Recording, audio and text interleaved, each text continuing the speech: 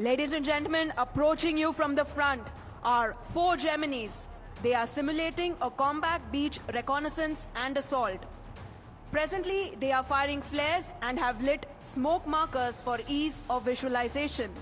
In actuality, this operation happens in stealth under cover of darkness. सामने से तीव्र गति से आ रही नौकाएं एक तीर की भांति आगे बढ़ रही हैं। फ्लेयर्स और स्मोक मार्कर्स का प्रयोग सिर्फ प्रदर्शन के लिए किया जा रहा है। वास्तव में यह ऑपरेशन रात के अंधेरे में दुश्मन की निगाहों से किया जाता है। मंच की दाहिनी तरफ दुश्मन की एक चौकी है जिसमें एक भारतीय बंधक है। हमारे कमांडोज इस चौकी को नष्ट करके अपने नागरिक को छुड़ा लेंगे। दाहिनी तरफ से 2 कॉम्बैट लाइट सपोर्ट व्हीकल बंधक को सुरक्षित स्थान पर ले जाने के लिए आ रही हैं। युद्ध का यह सजीव चित्रण आपको निश्चित ही रोमांचित कर रहा होगा।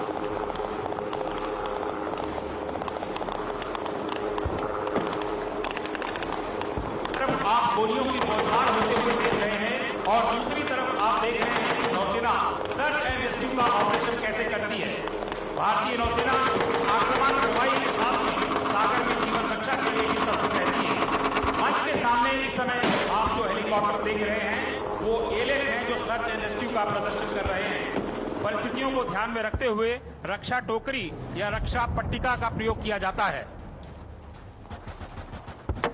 इस समय बंधक को छुड़ा लिया गया है मरीन कमांडोज के द्वारा और लाइट सपोर्ट व्हीकल जो बंधक को सुरक्षित स्थान पर ले जाने के लिए पोस्ट पर पहुंच चुकी है।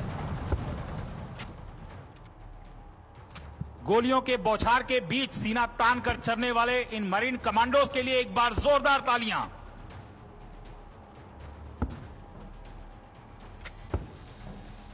Ladies and gentlemen, the ship in front of you is INS Vinash from the Killer Squadron. The predecessor of these ships created history on the 4th of December 1971 when they rained fire onto Karachi, setting the port ablaze. Their actions are what we commemorate as Navy Day each year. We will now witness surface-to-surface missile or SSM launch demonstration by INS Vinash. The missile launch is simulated by firing flares from the missile vessel.